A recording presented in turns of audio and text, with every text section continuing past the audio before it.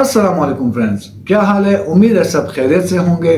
तो फ्रेंड्स, आज की इस वीडियो में मैं आपके लिए लेकर आया हूं एक्सेल से रिलेटेड कुछ ऐसे शॉर्टकट फॉर्मूलाज जिनकी नॉलेज होना हर एक्सेल यूजर के लिए जरूरी है। बात तो सही है। तो फ्रेंड्स, मैं हूं शाहजहान और आप देख रहे हो एसजे डिजिटल टेक।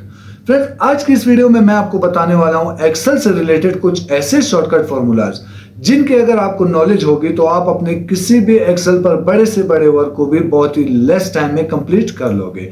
आप अपना कोई भी वर्क बहुत ही शॉर्ट बना सकते हो इन फॉर्मूलाज का यूज करके।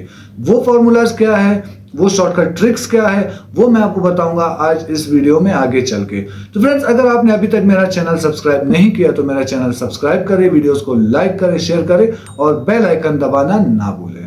तो फ्रेंड्स, चलते हैं अपने लैपटॉप स्क्रीन पर। वहां पर मैं आपको बताता हूं आप किन फॉर्मूलाज का यूज कर सकते हैं अपने किसी भी वर्क को शॉर्ट बनाने के लिए।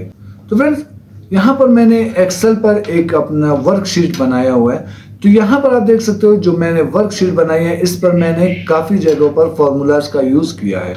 अब मैंने ये चेक करना है कि मैंने किन जगहों पर फॉर्मूलाज का यूज किया है और किन जगहों पर फॉर्मूलाज का यूज नहीं किया। उसको चेक करने के लिए मैंने एक शॉर्टकट की लगानी है। वो शॉर्टकट की क्या है, मैं कंट्रोल के साथ यहां पर इस एरो बटन को प्रेस करता हूं। तो आप देख सकते हो जैसे मैं इसको प्रेस करता हूं मेरे पास जितने भी फॉर्मूलाज मैंने यूज किए वो यहां पर शो होना स्टार्ट हो जाते हैं।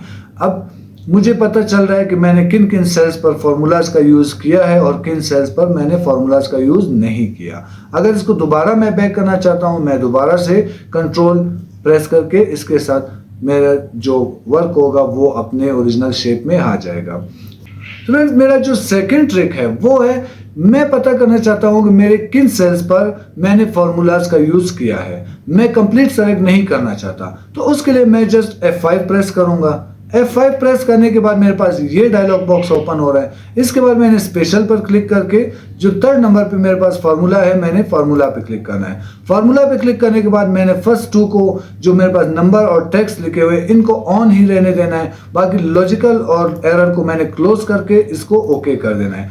जैसे मैं इसको ओके करता हूं, ये यहाँ पर मेरे पास सिर्फ उन सेल्स को मेंशन कर रहा है जिन पर मैंने फार्मूला का यूज किया है।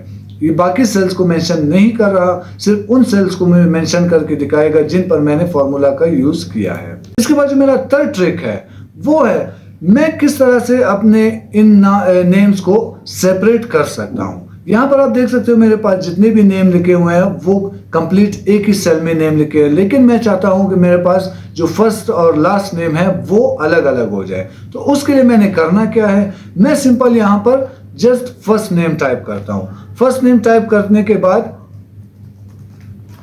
मैं सिंपल नेक्स्ट सेल पे सेलेक्ट करके कंट्रोल ई प्रेस करता हूं। जैसे मैं कंट्रोल ई प्रेस करता हूं आप देख सकते हो यहां पर जितने भी मेरे पास फर्स्ट नेम थे सिर्फ फर्स्ट नेम ही यहाँ पर टाइप हो चुके हैं, मुझे सबको टाइप करने की जरूरत नहीं पड़ी। अब यहाँ पर मैंने लास्ट नेम को लिखना है क्योंकि मैंने इन दोनों को सेपरेट करना था, तो फर्स्ट नेम ऑलरेडी मैं सेपरेट कर चुका हूँ। तो अब मैंने लास्ट नेम टाइप करना है। मैं लास्ट नेम टाइप करके नेक्स्ट सेल पर आता हूँ और उसके बाद दोबारा से कंट्रोल ई प्रेस करता हूँ। जैसे मैं कंट्रोल ई प्रेस करता हूँ आप देख सकते हो मेरे पास लास्ट नेम भी सेपरेट हो चुके हैं। तो इस तरह से मैं अपने किसी भी नेम को जो फर्स्ट नेम और लास्ट नेम होगा इन दोनों को कंट्रोल ई का यूज करके सेपरेट कर सकता हूं। जो मेरा फोर्थ एंड लास्ट ट्रिक है, किस तरह से मैं अपने जो मैंने डाटा हॉरिजॉन्टल शेप में टाइप किया है उसको वर्टिकल शेप में टाइप किए बगैर कन्वर्ट कर सकता हूं। तो उसके लिए मैंने सबसे पहले जो डाटा है उसको सेलेक्ट करके कंट्रोल सी कर देना है। कंट्रोल सी करने के बाद मैं एल्ट ई और एस को प्रेस करता हूं। तो एल्ट ई एस प्रेस करने के बाद मेरे पास ये डायलॉग बॉक्स ओपन हो जाता है। तो इसके बाद मैंने जो ट्रांसपोज लिखा हुआ है मैंने इस ट्रांसपोज पर क्लिक करके उसके बाद यहाँ पर ओके कर देना है। तो जैसे मैं इसको ओके कर देता हूं तो आप देख सकते हो मेरे पास जो डाटा हॉरिजॉन्टल शेप में टाइप था वो शॉर्टकटली वर्टिकल शेप में टाइप हो चुका है। मुझे टाइप करने की जरूरत नहीं पड़ी, जो डाटा था वो ऑटोमेटिकली हॉरिजॉन्टल से वर्टिकल शेप में कन्वर्ट हो चुका है। तो फ्रेंड, ये थे एक्सेल से रिलेटेड कुछ ऐसे शॉर्टकट फॉर्मूलाज जिनकी नॉलेज अगर आपको होगी तो आप अपने किसी भी एक्सेल वर्क को बहुत ही लेस टाइम में कंप्लीट कर लोगे। आप अपना कोई भी एक्सेल वर्क जो जितना भी बड़ा काम, जितना भी बड़ा शीट होगा, आप उसको बहुत ही शॉर्ट बना सकते हो इन शॉर्टकट फॉर्मूलाज का यूज करके। नहीं, मैं नहीं मानता। तो फ्रेंड्स वीडियो अच्छी लगी हो तो वीडियो को लाइक करें, शेयर करें और चैनल को सब्सक्राइब करना ना भूलें। इस वीडियो को अपने दोस्तों के साथ शेयर करें ताकि और भी लोग इससे नॉलेज ले सके और भी लोग एक्सेल से रिलेटेड इन चीजों के बारे में सीख सके। ट्वीट करके देता हूँ। आपने हमें सपोर्ट करना है, हमारे चैनल को सब्सक्राइब करना है, वीडियोस को लाइक करना है। ये कर लो पहले। अगर आपको मजीद इंफॉर्मेशन चाहिए हो तो आप मुझे व्हाट्सएप भी कर सकते हो, आप मुझे ईमेल भी कर सकते हैं और आप मुझे वीडियो पर भी कमेंट करके बता सकते हैं आपको जो भी इंफॉर्मेशन चाहिए होगी। तो आज की इस वीडियो में इतना ही, मिलते हैं आपसे नेक्स्ट वीडियो में। अभी के लिए मुझे इजाजत दे, अल्लाह हाफिज।